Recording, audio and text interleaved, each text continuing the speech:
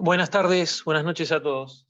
Voy a comentarles una presentación sobre inducción entre distintas formas de inducción de acuerdo a la edad del receptor y básicamente las variantes que pueda haber en nuestro medio. Se ve ahí, ¿no? Perdóname, Eduardo. Sí, se ve, perfecto. Perfecto. Bueno, primero deberíamos recordar brevemente qué es la inducción. La inducción consiste en llevar o nivelar la respuesta inmune a un umbral más bajo que sea controlable y contenible con menor cantidad de medicación accesible a largo plazo. O sea, se está previniendo una respuesta inmune mayor o no recuperable. En nuestro medio tenemos tres posibilidades: o utilizar metilprednisolona solamente, usar basiliximab, un anticuerpo monoclonal contra el receptor de interleuquina 2, o utilizar anticuerpos antilinfocitarios policlonales. El basiliximab y anticuerpos policlonales también conjuntamente con la metilprednisolona. Algo para recordar: la metilprednisolona, las dosis que habitualmente o frecuentemente utilizáis son mayores a las previstas y descriptas en farmacología y en varios estudios como realmente las necesarias o las realmente efectivas. Tiene múltiples sitios de acción y múltiples mecanismos de acción, tanto a nivel extracelular, intracelular, intranuclear y epigenético. El basiliximab es algo mucho más específico, es un monoclonal quimérico contra el receptor de interleuquina 2, tiene una alta especificidad, Javier, se utiliza en dosis fija. No pasó las imágenes. Javier, Javier. Yo no pude pasar, ¿eh? No, acá no se ve ahora sí. Ahí sí. ¿Ahí sí? Sí. Ahí estamos en inducción, ahí estamos en anticuerpos, ahí sí se ve. Pero ¿Ahí tiene se que ve poner bien? en modo presentación si podés. Sí, pero que no pude mejor que esto, ¿eh? Cuando lo hice con modo presentación me quedaba así. Ah, eso. ¿Ahí se ve bien? Ahí yo al ¿Ahí menos se ve? yo lo veo bien. No Perfecto. sé, Emilio, ¿vos lo ves bien? Perfecto. Sí, sí, se ve.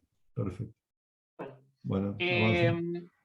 los anticuerpos antilinfocitarios policlonales son anticuerpos en realidad contra gran variedad de receptores de membrana. Estos receptores están en una gran variedad de células que participan de la respuesta inmune, pero también existen estos receptores en células que no son específicamente del sistema inmune, por ejemplo el endotelio. La acción sobre distintos receptores y células es de afinidades e intensidades variables, ¿no? No es uniforme. Y existen diferencias entre las distintas formulaciones, básicamente timoglobulina y ATG, pero además puede haber diferencias entre los distintos lotes de una misma formulación. Básicamente, lo más accesible acá es ATG y timoglobulina. Acá podemos ver las variaciones si ustedes pueden ver, hay como 4 lotes para cada una de las formulaciones, tanto de timoglobulina como de ATG, y como también hay diferencias entre estas dos formulaciones, ¿no es cierto?, para distintos receptores. O sea que son receptores, estos anticuerpos tienen afinidades por receptores distintos y por los que comparten con distintas afinidades, pero además pueden variar entre ellas mismas de lote a lote.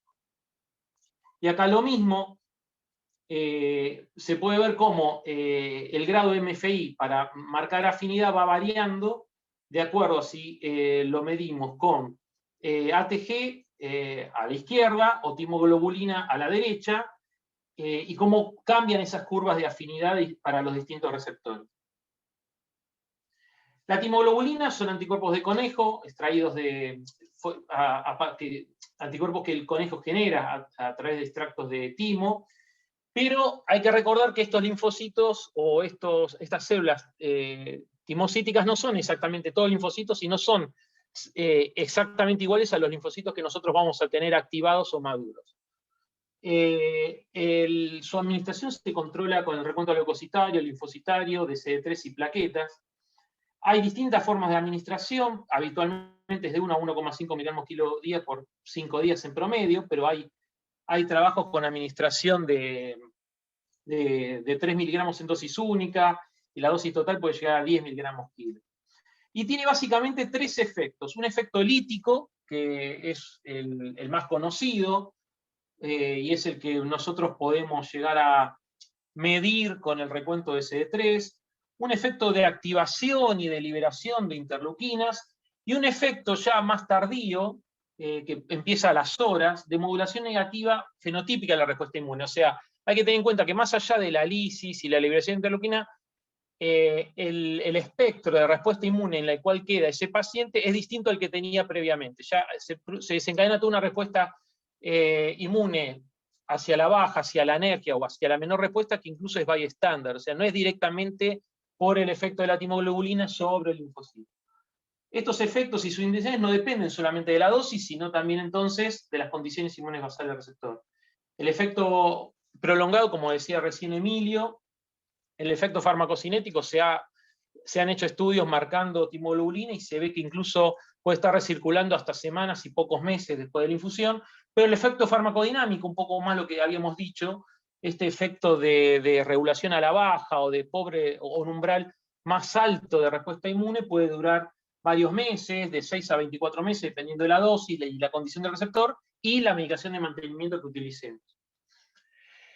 En esta imagen se puede ver que, para recalcar y recordar, que la timoglobulina también afecta mucho al endotelio, y entonces no es que directamente actúa sobre el linfocito, sino que actúa sobre todos los mecanismos que de reclutamiento, activación y en todo el pasaje de las células inmunes del intravascular hacia el órgano blanco o el órgano inflamado. Entonces, en esa situación, la respuesta que va a tener es, primero, que es sistémica, no es solamente en el órgano que nosotros queremos que no se produzca el rechazo, y es que después va a depender mucho de la situación de ese paciente y no va a ser solamente un efecto lítico sobre el linfocito. Y ahí vemos la cantidad de receptores sobre los cuales la timoglobulina actúa, que muchos son receptores de moléculas de adhesión. La ATG tiene diferencias con la timoglobulina, son anticuerpos policlonales contra una línea celular de leucemia linfoblástica, y nuevamente los receptores no son los mismos que nosotros tenemos en los linfocitos T maduros o activados. Nuevamente estos receptores son compartidos por otras células inmunes y no específicamente el sistema inmune, y la ATG lo que tiene mayor unión, más afinidad por receptores del endotelio que la timoglobulina. El control se hace también con recuento leucocitario, linfocitario de plaquetas, pero la ATG es menos desplesionante que la timoglobulina. Tiene menor efecto lítico entonces, pero tiene un efecto mayor de liberación de interleuquinas y de modulación negativa, fenotípica y epigenética de la respuesta inflamatoria. O sea, tiene un efecto que es difícil de medir o cuantificar, como nos es más fácil con la timoglobulina, que lo podemos extrapolar mejor con el efecto lítico sobre CD3. Y las dosis y formas de administración también son muy variables, más que la timoglobulina. Incluso hay muchos trabajos de dosis única de administración en primeras 24 horas post-trasplante, empezando desde antes del clampeo, con 9 miligramos kilo, dosis única. Las dosis son más o menos el doble en total que las de timoglobulina, y se utiliza mayormente en Europa.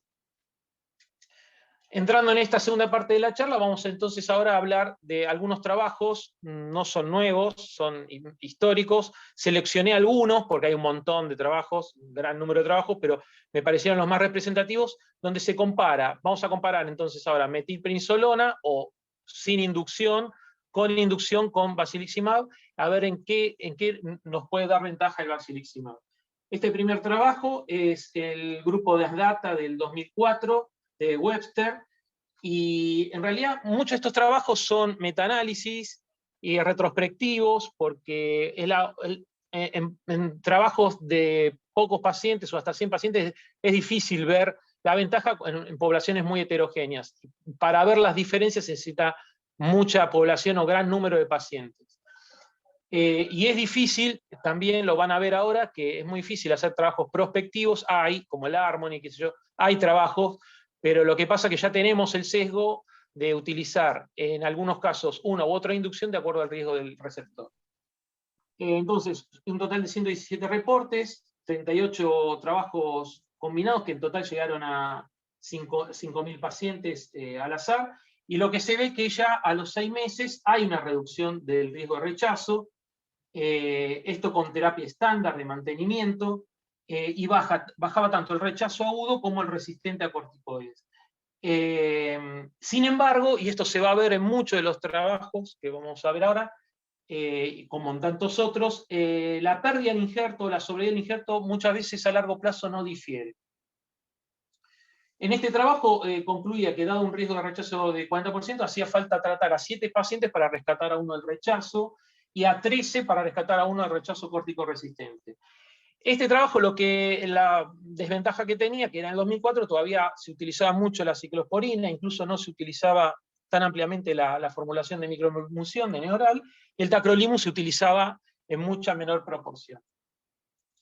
Llegamos al 2007, en este trabajo de Massachusetts, que también compara el efecto de basiliximab sin inducción y con, ahora sí ya lo compara, ya se está utilizando más ampliamente en pacientes de no tan alto riesgo la timoglobulina. También se tomaron datos del Registro Científico de Trasplante Renal de Estados Unidos del 98 al 2003, y ya acá vemos un sesgo porque se utilizan pacientes o se estudian pacientes sin trasplante previo mayores de 18 años. Estos pacientes ya de por sí tendrían menos riesgo, o sea, no son retrasplantes. En total hubo 17.000 receptores en el de interleuquina 2 y 9.000 antilinfocitarios y 22.000 en grupo total. Disminuyó el riesgo de rechazo a los 6 meses y en alguna medida, en menor medida, el riesgo de fracaso del injerto. Hubo una ventaja del basiliximab con respecto a no utilizar inducción a los 6 meses, pero la ventaja esta fue menor en la sobrevida del injerto. Y lo que se destacó en este trabajo fue que el beneficio más importante del basiliximab aumentaba a medida que aumentaba el mismatch HLA. Es decir, que ya vamos viendo que hay un espectro en el cual a alta compatibilidad HLA, la verdad que el basiliximab no daría ventaja. Y la mayor ventaja o la mayor utilidad, el foco o el espectro estaría en pacientes de bajo riesgo con mayor mismatch HLA. Lo que se vio es que el efecto del basiliximab potencia el del tacrolimus, ¿no es cierto? Y lo mismo con micofenolato con respecto a los que utilizaban ciclosporina o azatioprina. Sin embargo, lo mismo, volvemos que cuando contabilizamos la supervivencia a más largo plazo, estas diferencias se achican o no son significativamente importantes estadísticamente. Lo que se vio en este trabajo también, que había una tendencia a ver menor sobrevida con los que recibían timoglobulina, pero lo mismo que recalqué recién, o sea, estos pacientes tenían, había una selección, un sesgo previo a los pacientes, son trabajos multicéntricos retrospectivos, y entonces probablemente se iba a que estos pacientes que recibían timoglobulina tenían mayor riesgo inmune. Ellos finalmente destacan que esta tendencia no es estadísticamente significativa o no la destacan como relevante. 2010, el trabajo de Grala, de Denver, que ya en este caso, como habíamos visto recientemente esto de que el basiliximab potenciaba el efecto del tacrolimus micofenolato, ya con la ampliación del uso ya masivo de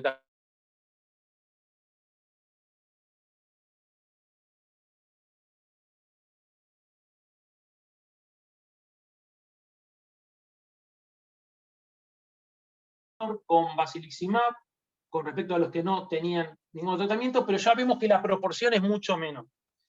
La supervivencia del injerto y de los pacientes no cambió, mantenemos lo mismo que antes, o sea, encontrar beneficios a un poquito más largo plazo en supervivencia es más difícil. En el multivariado, el riesgo relativo de rechazo,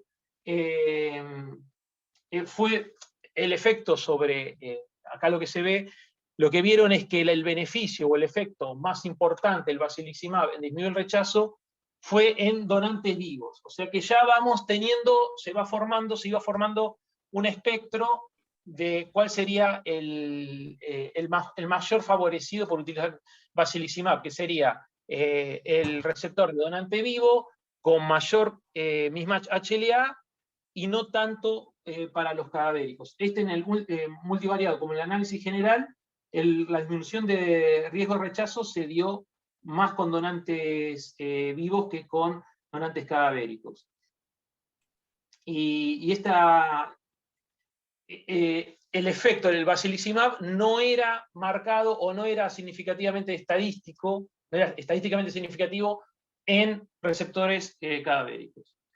Y ahora vemos como que este NNT, la necesidad de pacientes, o sea, la cantidad de pacientes que deberíamos tratar para robar beneficio, había aumentado, era mucho mayor, utilizando tacrolimus y micofenolato. O sea, ahora se necesitarían 70 pacientes para salvar a uno del rechazo, y el mayor beneficio se necesitarían menos pacientes de donante vivo, que serían 53. Y ya ahora ya hablamos de donante vivo, mismatch, medicación de mantenimiento, y ahora vamos a ver los que tenían ya mayor riesgo inmune, los que ya estaban sensibilizados.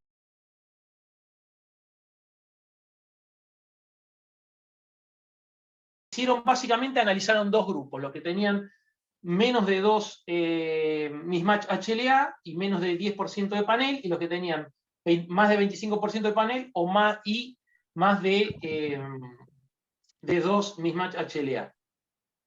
Entonces había claramente dos grupos. Los de bajo riesgo 18% y los de riesgo intermedio 28%, que son de ese total los que recibieron basiliximab. Hubo una reducción del rechazo agudo, pero este beneficio, ya en los de mayor riesgo, y en estos pacientes en general riesgo intermedio, porque los considera riesgo intermedio en realidad, este grupo de más de 10% y mayor mismatch, eran los que recibían ciclosporina. Ya con el tacrolimus ese beneficio se va perdiendo, porque ya es más importante el beneficio del tacrolimus. Y lo mismo, tanto el riesgo relativo también disminuyó a los 6 meses, también con basiliximab. Cuando hacemos el análisis al revés, digamos, estratificando según el inhibidor calcineurínico inicial, el efecto del basiliximab era solamente en los que recibían ciclosporina, no con los que recibían tacrolimus. Y en los de bajo riesgo, en realidad, no había mayor beneficio con basiliximab. Sin embargo, también estos pacientes de mayor riesgo también tenían mayor riesgo de fracaso general del injerto, pero bueno, eran pacientes de mayor riesgo. Entonces, como conclusión ya de esta segunda parte, el basiliximab redujo el rechazo con respecto a lo que no lo reciben, tiene sinergia con tacrolimus y micofenolato, tiene menor beneficio para la supervivencia del injerto, la reducción del rechazo fue mayor para los que tienen mayor mismatch HLA y en donantes vivos, en receptores de donantes vivos, se utilizó más sin trasplante previo, esto ya es un sesgo, hay varios trabajos que estudian cuáles son los motivos de elección de la inducción, y uno de ellos es el trasplante previo. Con trasplante previo casi unánimemente en el mundo, casi todos, por amplia mayoría, utilizan timoglobulina. En los menor riesgo inmune el beneficio de utilización es menor, o sea, ya vamos viendo cuál es el target, el blanco más efectivo de utilizar basiliximab. Y en los de mayor riesgo inmune, el beneficio real del basiliximab disminuye, porque en realidad lo estamos teniendo ya con el tacrolimus. Y lo que se ve que en pacientes sensibilizados ya incluso podría estar complicando la sobrevida de los injertos. Pasamos ahora a comparar la inducción con timoglobulina. Y la ventaja que tiene la timoglobulina es que nosotros podemos ir variando la dosis de acuerdo a la respuesta del paciente, la condición del paciente y al riesgo inmune del paciente. También este es de Portland, del mismo registro, de 5 años, una corte retrospectiva de 224 trasplantes, y se dividió, se fraccionó la dosis, hubo 3 grupos de utilización de dosis de timoglobulina. Los que tenían bajo riesgo, que utilizaban 3 miligramos kilo por vía periférica, los donantes vivos no sensibilizados, 4,5, y después otro grupo con panel superior al 20% o citometría positiva que recibió 6 miligramos. Entonces acá vamos vamos viendo que una de las ventajas que tiene la timoglobulina es que podemos estratificar la dosis de acuerdo al riesgo a priori que pensamos que puede tener ese receptor. Utilizando esa segmentación y esa escala de dosis, no encontraron diferencia en la supervivencia del paciente o del injerto en los 3 grupos. Y la tasa de rechazo, si bien fue mayor en el tercer grupo, no fue tan diferente teniendo en cuenta que eran de mayor riesgo. Y entre el grupo de 3 y 4,5 miligramos no había diferencia.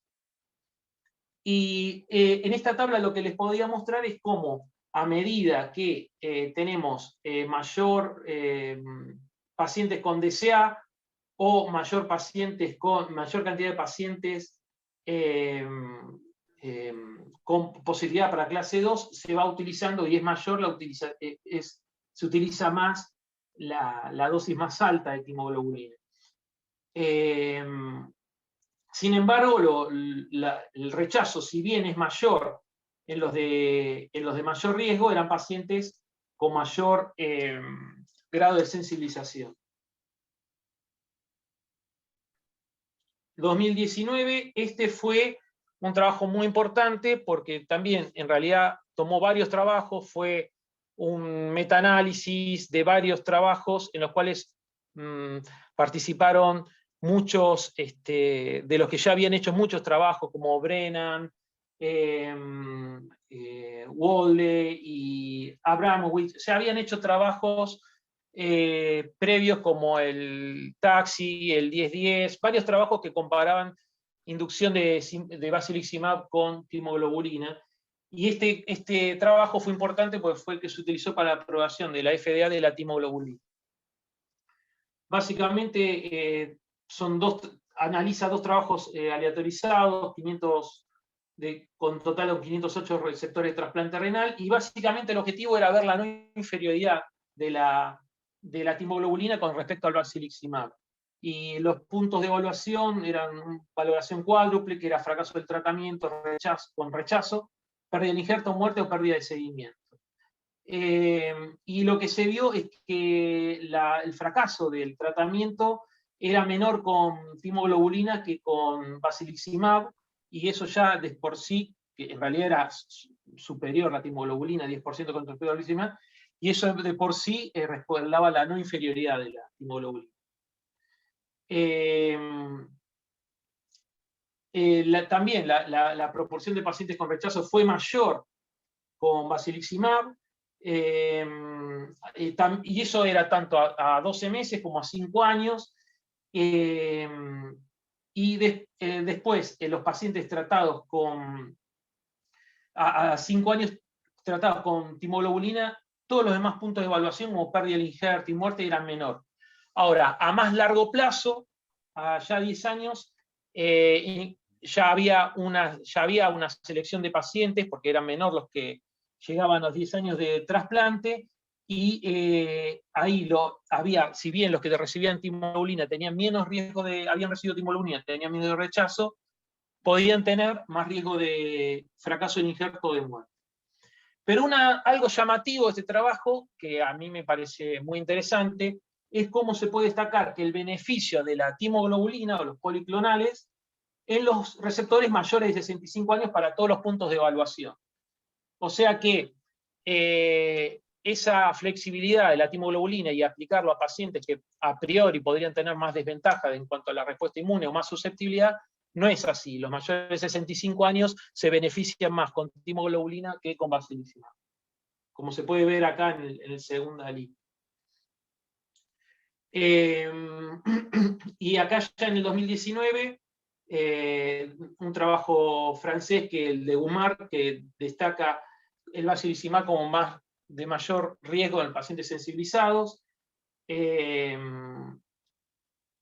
Igualmente los pacientes con basiliximab ya tenían menor riesgo, porque tenían menor panel, tenían más o menos 23-25% de panel contra 60-65% de panel.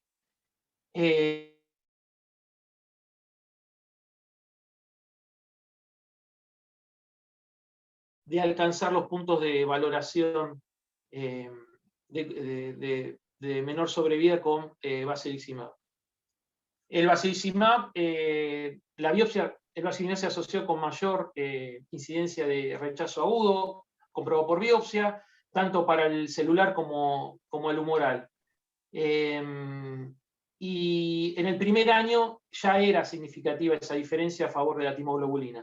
Sin embargo, nuevamente, la supervivencia ya más a largo plazo no era diferente entre uno y otro, en pacientes con panel ya más importante, con mayor riesgo inmune. Y lo que podemos ver que si desgranamos o vamos analizando grupo por grupo, probablemente no haya diferencias significativas en grupos más chicos. Por ejemplo, los que tenían panel de menos del 20%, 20-50%, pero en todos los casos, siempre los policlonales disminuyen el riesgo, en todos los casos de riesgo inmune, como de mismatch, como de retrasplante. Los que reciben timoglobulina tienen menos rechazo que los que recibían basiliximab. Cuando uno suma todo, ahí se ve la diferencia a favor de la timoglobulina. Y acá podemos ver las curvas de sobrevida con rechazo que en todos los casos, o sea, la biopsia el rechazo probado por biopsia, el humoral y el celular, todos son menores con la timoglobulina. Ahora bien, ¿qué pasa con los de menor riesgo inmune? Ya vemos que con los de mayor riesgo inmune utilizaríamos timoglobulina. ¿Qué pasa con los de menor riesgo inmune? ¿Es válida la utilización de timoglobulina? Este estudio de Nantes evaluaba a pacientes, era un estudio multicéntrico, mayores de 65 años no inmunizados, o sea, lo que sería bajo riesgo, pero mayores de 65 años. Se incluyeron 204 pacientes y en el grupo de basiliximab y 179 con ATG. Y la edad promedio de estos receptores era algo más de 70 años. La supervivencia a los 3 años no fue diferente, aunque un poquito mejor con la timoglobulina a 3 años de los pacientes, y la dosis, la timoglobulina se aplicó hasta más o menos 7 días y la dosis un poquito más de 5 miligramos kilo.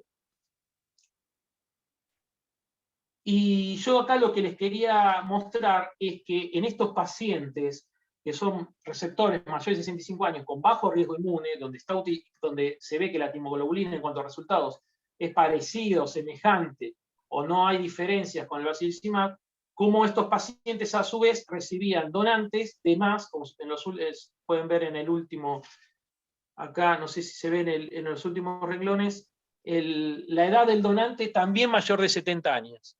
Entonces, lo que vemos es que la ventaja de la timoglobulina en mayores de 65 años de bajo riesgo inmune se mantiene incluso cuando reciben trasplantes de mayor de 65 años. No había diferencias en la sobrevida del injerto y tampoco había demasiadas diferencias en el rechazo agudo.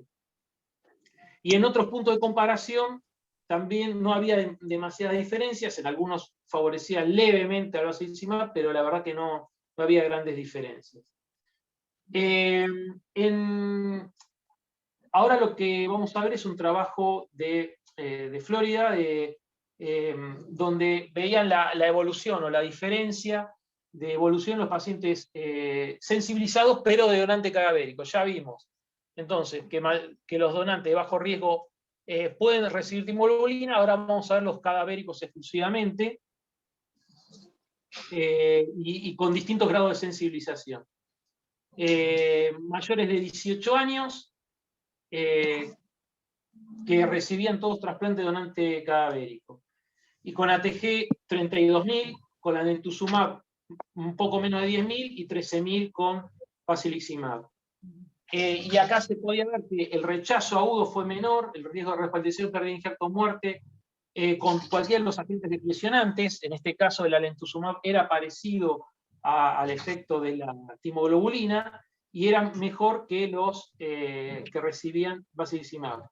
En los dos grupos de pacientes, uno con menor 10% de panel y otro con más de 10 a 80,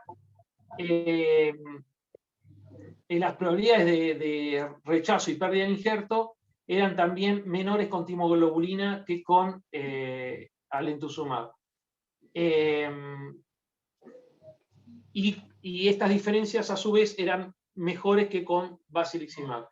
Tanto en el análisis general como en el multivariado, siempre la timoglobulina y el alemtuzumab fueron mejores que el basiliximab, tanto para el riesgo de rechazo con los dos grupos, ya sea con el grupo de menos de 10% de panel, como los que tenían de 10 a 80% de panel. Sin embargo, había una diferencia en cuanto al alemtuzumab, que la sobrevida ya a 5 años de los pacientes, y la pérdida de injerto de los pacientes a 5 años era menor, la pérdida de injerto era mayor, la sobrevida era menor con la alemtuzumab con respecto a timoglobulina y basiliximab.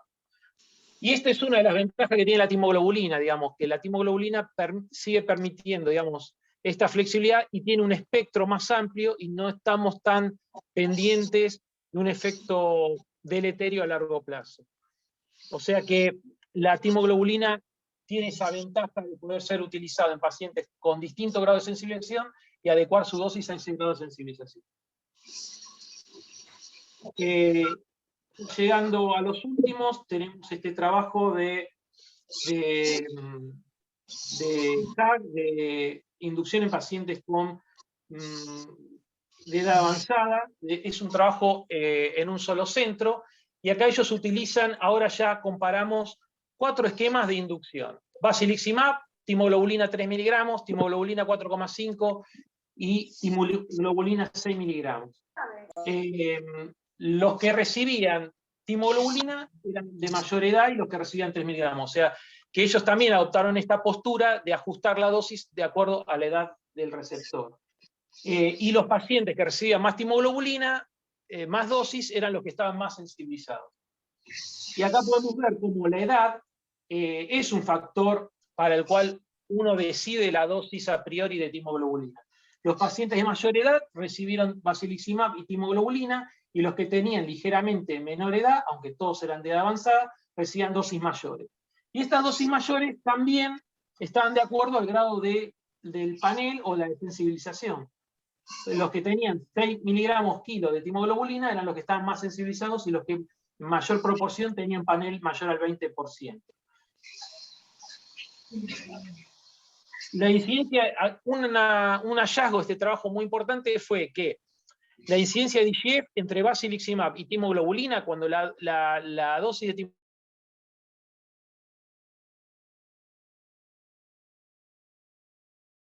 y de 6 miligramos, el DGF disminuía. Ahí vemos lo que habíamos nombrado antes, el probable efecto que tenga la timoglobulina sobre el endotelio y la disminución del riesgo de DGF. Si comparamos el riesgo de rechazo entre los de 3 miligramos y basiliximab, los de 3 miligramos tenían un ligero mayor riesgo de rechazo con respecto a los que tenían 3 miligramos, y los que ya tenían 4,5 o 6 miligramos, ya el riesgo de rechazo disminuía, o era el mismo, pero eran pacientes más sensibilizados. Es decir, que si bajamos, podemos ir escalando la dosis de timoglobulina a medida que aumenta el riesgo para obtener el mismo riesgo de rechazo. Y acá se puede ver cómo el DGF era menor en los pacientes que recibían más timoglobulina, el rechazo era menor en los que recibían más dosis de timoglobulina, en los grupos de 4,5 y 6, pero esa dosis mayor los predisponía a mayor riesgo de complicaciones infecciosas y básicamente mayor riesgo de infecciones urinarias. O sea, esos pacientes de mayor riesgo inmune, que le vamos a dar más timoglobulina, tenemos que saber que también van a tener más riesgo de complicaciones por esta mayor inmunosupresión. Este trabajo es muy lindo, es del grupo de Segueb, donde ellos analizan básicamente la ventaja de la elección de la inducción de acuerdo a la edad del receptor. Del mismo registro llegan casi a 40.000 receptores, y ellos analizan los grupos de 18 a 64 años y los mayores a 65 años. Con ATG, y comparan ATG y basiliximab. Los que recibieron basiliximab tuvieron más riesgo de rechazo al año. La mortalidad fue menor con ATG, Pero esta ventaja de la mortalidad tenía que ver con la edad, y ahora lo vamos a ver bien. Entre los sectores más jóvenes, el riesgo de muerte, o sea, la ventaja de la timoglobulina se expresaba en los menores en la forma de disminución del riesgo de muerte. En los de mayor edad no había diferencias, probablemente porque tengan ya una mortalidad dictada por otros factores, pero la ventaja de la timoglobulina en los pacientes jóvenes era la disminución de la mortalidad. Y acá podemos ver bien en esta tabla cuál era la ventaja de la timoglobulina. En los mayores de 65 años, la ventaja de la timoglobulina era disminuir los días de estadía, disminuía en la segunda línea, vemos que disminuía el riesgo de rechazo, no había diferencias en la sobriedad del injerto, pero en los pacientes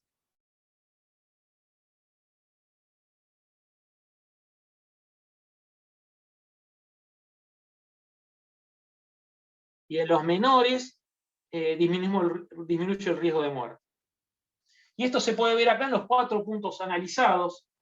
El primero es la estadía, donde se puede ver cómo el riesgo de la disminución de la estadía o el riesgo de permanecer más tiempo disminuye con la timoglobulina a medida que aumenta la edad. El rechazo que tiene una pendiente hacia el menor riesgo de rechazo a medida que avanza la edad. O sea, este es lineal prácticamente y con poca dispersión. Es decir, que el riesgo de rechazo con timoglobulina va bajando de acuerdo a la edad. Cuanto mayor edad, menos riesgo de rechazo.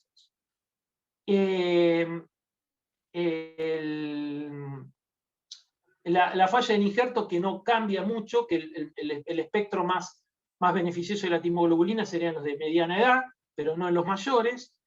Y el riesgo de muerte, que ya a partir de los 60-65 años no mejora con la timoglobulina, con poca dispersión, pero sí mejoraría en los más jóvenes, en este espectro, en este área, donde la timoglobulina en los de mediana edad disminuye el riesgo de muerte. Y ya uno de los últimos, creo que es el último trabajo que les comento, es en los pacientes, en los donantes en asistolia. Acá se ve un trabajo, de Cardiff, de Reino Unido, donde comparan timoglobulina, lentuxumab y basiliximab. Los que tenían, y acá lo mismo, vemos que ya hay un sesgo, los que tenían mayor mismatch DR o distintos mismatch HLA recibían con mayor frecuencia timoglobulina, lentuxumab que basiliximab. La edad más o menos de los donantes era un poco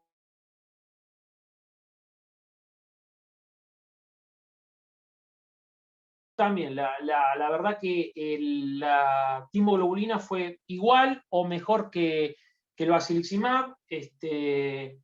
La supervivencia del injerto fue mejor, no hubo diferencias muy significativas, pero por lo menos no era inferior la timoglobulina, era mejor que la lentuxumab y el basiliximab. En la supervivencia del injerto a los 6 meses, a los 2 años,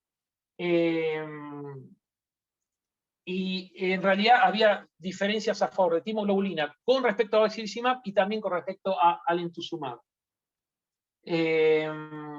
Incluso ellos vieron lo mismo que habíamos visto en otro trabajo, que ya la sobrevida más a largo plazo con la lentuxumab, a 2 años, por ejemplo, era menor con la lentuxumab que con timoglobulina o con basiliximab.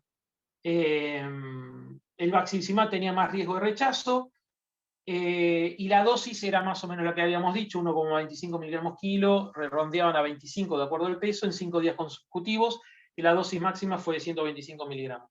Y acá podemos ver cómo la timoglobulina en la sobrevida a 2 años es mejor con timoglobulina que con alentuxumab. No hay mucha diferencia con basiliximab, que ya lo vimos en otros trabajos a largo plazo.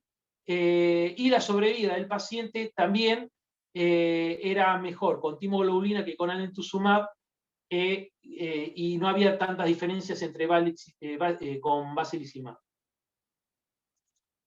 Entonces, para cerrar esta parte de timoglobulina, y ya vamos terminando, La dosis de timoglobulina se modificaron según el riesgo inmune, de 3 a 6 miligramos dosis total.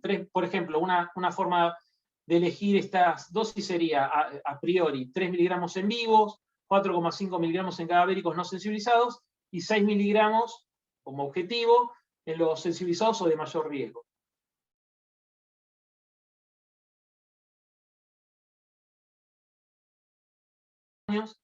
La timoglobulina fue más beneficiosa, y esto es lo más importante, en mayores de 65 años.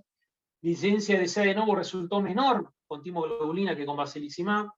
En receptores mayores de 65 años, con injertos mayores de 65 años, la timoglobulina brindó mayor sobrevida que el basilizumab.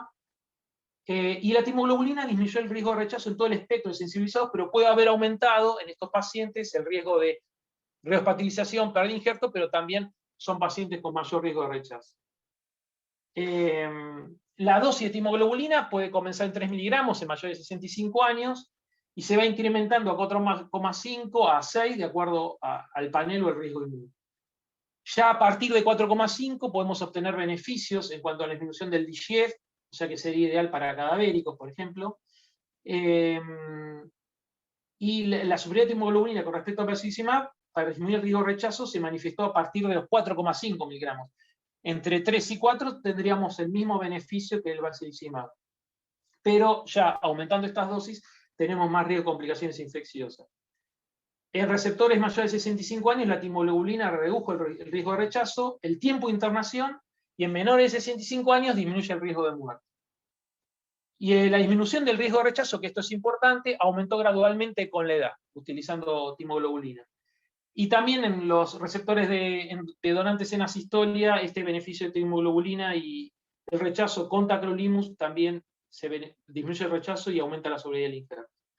Este es un esquema que es antiguo, es de 2013, pero me parece que es un esquema que resume un poco lo que fuimos hablando, donde la elección siempre va a quedar con rasgos subjetivos en cuanto a la elección de la inmunosupresión con respecto a los pacientes, a los receptores, pero podemos ver que en los de bajo riesgo estaríamos más orientados a no utilizar inducción, y ya aumenta un poquito más el riesgo basilizumab, donde tenemos el grado de mismatch, si es donante vivo, si tiene poco panel, si no tiene DCA, si tiene compatibilidad de grupo, obviamente, si sabemos que ese injerto tiene posibilidades de no tener función inmediata, si tiene poco riesgo de que se altere la función inmediata, con poco tiempo de isquemia, o es un primer trasplante.